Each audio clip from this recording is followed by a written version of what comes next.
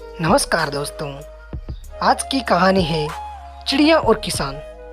एक गांव में एक किसान रहता था। उसका गांव के बाहर एक छोटा सा खेत था।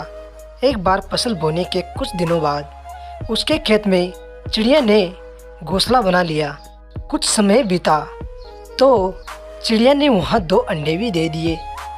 उन अंडों में से 2 छोटे छोटे बच्चे निकल आए। वे बड़े मज़े से उस खेत में अपना जीवन गुजारने लगे। कुछ महीनों बाद फसल कटाई का समय आ गया। गांव के सभी किसान अपने खेतों की फसल की कटाई में लग गए। अब चिड़िया और उसके बच्चों का वह खेत छोड़कर नए स्थान पर जाने का समय आ गया था। एक दिन खेत में चिड़ियों के बच्चों ने किसान को यह कहते हुए सुना कि कल मैं फसल कटाई के लिए अपने पड़ोसी से पूछेगा और उसे खेत में भेजूंगा। यह सुनकर चिड़िया के बच्चे परेशान हो गए। उस समय चिड़िया कहीं गई हुई थी। जब वह वापस लौटी तो बच्चों ने उसे किसान की बात बताते हुए कहा, माँ, आज हमारा यह अंतिम दिन है। रात में हमें दूसरे स्थान के लिए यहाँ से निकलना होगा।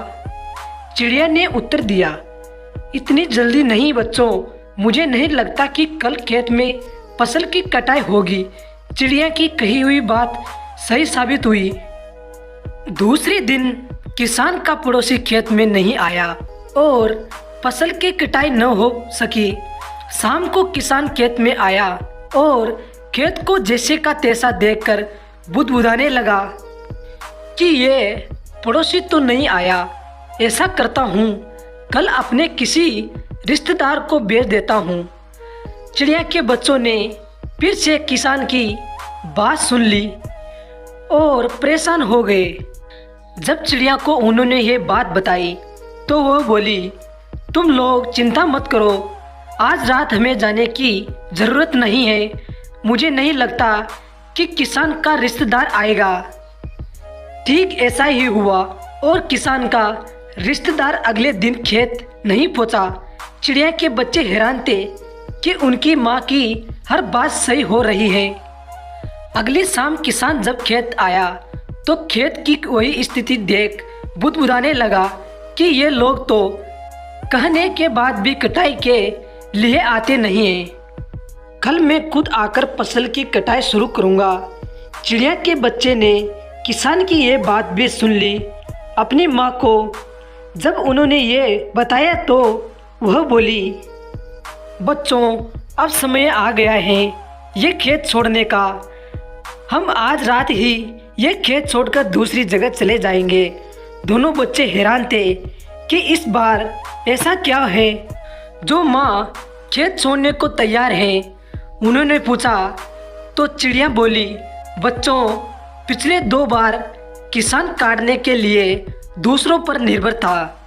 दूसरों को कहकर उसने अपने काम से पल्ला झाड़ लिया था, लेकिन इस बार ऐसा नहीं है। इस बार उसने यह जिम्मेदारी अपने कंधों पर ले ली है, इसलिए वह अवश्य आएगा। उसी रात चिड़िया और उसके बच्चे उस खेत से उड़ गए और कहीं और चले गए।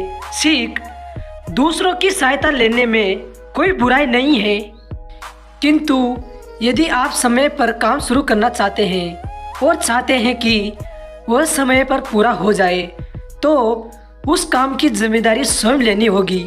दूसरे भी मदद उसी की करते हैं जो अपनी मदद करता है। दोस्तों, अगर हमारी कहानी पसंद आई हो तो सब्सक्राइब, लाइक, शेयर जरूर करें। धन्यवाद दोस्तों।